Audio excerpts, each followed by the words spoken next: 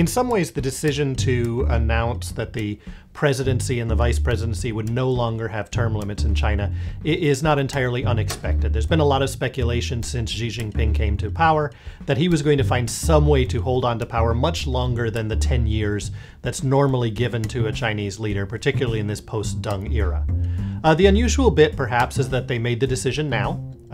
In some ways, that may reduce speculation over who might be his successor, and that allows him instead to focus everyone's attention on the elements of internal reform and restructuring that he's trying to work on, rather than start to posture and position for a better relationship with whomever the successor is going to be. One of the other things that we look at when we see this is the change overall in the way in which China is interacting with the world system. For 30, 40 years, China has largely been a relatively isolationist power. It doesn't mean that China doesn't interact, that doesn't have economic contacts or military activity, but really China's primary focus has been internal and then focused on the economy. China is moving into a new phase where it's going to be much more proactive on the international stage.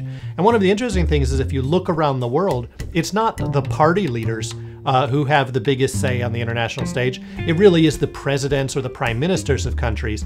And this allows Xi to hold on to that president role and not only work in that internal space in China and the restructuring and the reform, but really work in shaping China's position and China's ways of seeing how it would like to see the world system change as it goes forward.